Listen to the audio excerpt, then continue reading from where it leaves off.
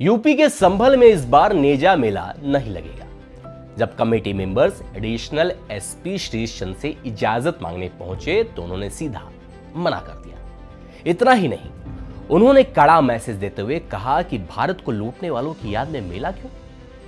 अब इसका video social media पर धड़ल्ले से वायरल हो रहा है। क्लिप में एडिशनल एसपी को यह कहते हुए सुना जा सकता है कि आप लोग सलार गाजी की याद में मेला लगाना चाहते हैं।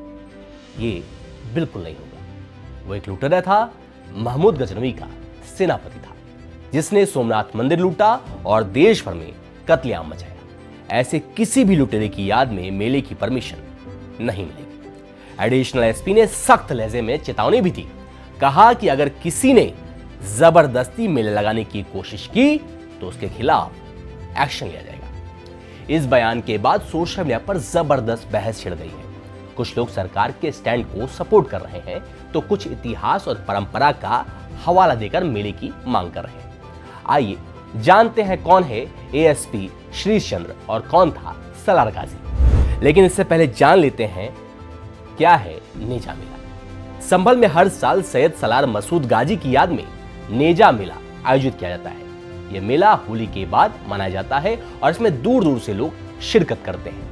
इस साल 18 मार्च को मेले के झंडे गाड़ने की योजना थी, जबकि मेले का आयोजन 25, 26 और 27 मार्च को किया जाना था। लेकिन प्रशासन ने इस आयोजन पर रोक लगा दी, जिससे यह मेला इस बार नहीं लगेगा। आइए अब जानते हैं सैयद सलार मसूद गाजी कौन था। सैयद सलार मसूद गाजी, जिसे गाजी मियां भी कहा जाता है, वो महमूद गजनवी का भांजा और सेनापति था। महमूद गजनवी को दुनिया के सबसे क्रूर शासकों में गिना जाता था, जिसने 1026 ईस्वी में गुजरात के प्रसिद्ध सोमनाथ मंदिर पर हमला किया, उसे लूटा और शिवलिंग को खंडित किया। इस हमले के दौरान 20 मिलियन दिनार की भी लूट की गई थी। सैयद सलार मसूद गाजी अपने मामा की ही तरह भारत पर हमले करने और लूटपाट मचाने के लिए आगे बढ़ता रहा। वो जहां भी गया धर्मांतरण, कत्लेआम और विनाश करता चला गया। आइए अब जानते हैं कि कैसे मिली सैयद सलार गाजी को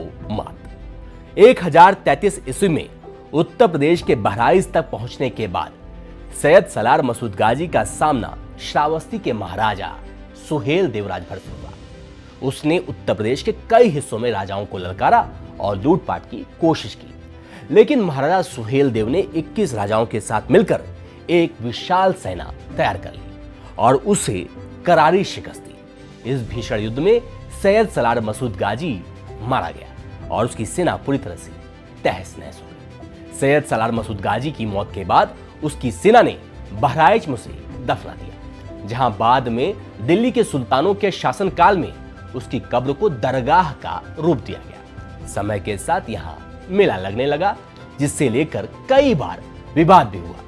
उत्तर प्रदेश के मुख्यमंत्री योगी आदित्यनाथ ने लोकसभा चुनाव के दौरान सैयद सलार मसूद गाजी को सोमनाथ मंदिर के हमले का सबसे बड़ा दोषी बताया था। उन्होंने यह भी कहा था कि जो हाल बहराइच में हुआ वही हश्र, आतंकवाद, भ्रष्टाचार और माफियावाद फैलाने वालों का भी होगा। आइए अब जानते हैं कौन है एएसपी श्रीश चंद्र। एएसपी श्रीश चंद्र उत्तर प्रदेश पीपीएस यानी प्रोविंशियल पुलिस सर्विस के 2004 बैच के अधिकारी हैं। वो फतेहपुर जिले के रहने वाले हैं और उनका जन्म 14 जुलाई 1977 को हुआ था। उनके पिता का नाम सुखराम सोनकर है। अपनी सेवा के दौरान उन्होंने उत्तर प्रदेश के कई जिलों में महत्वपूर्ण पदों पर कार्य किया है।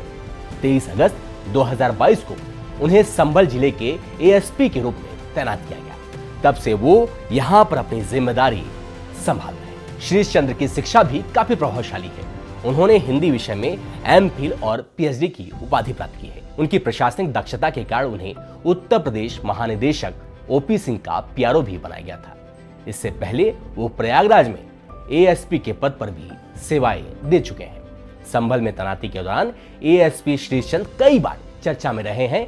हाल ही में होली के मौके पर उनके वीडियो सोशल मीडिया पर वायरल हुए, जिनमें वो पुलिसकर्मियों और स्थानीय लोगों के साथ होली खेलते भी नजर आए थे।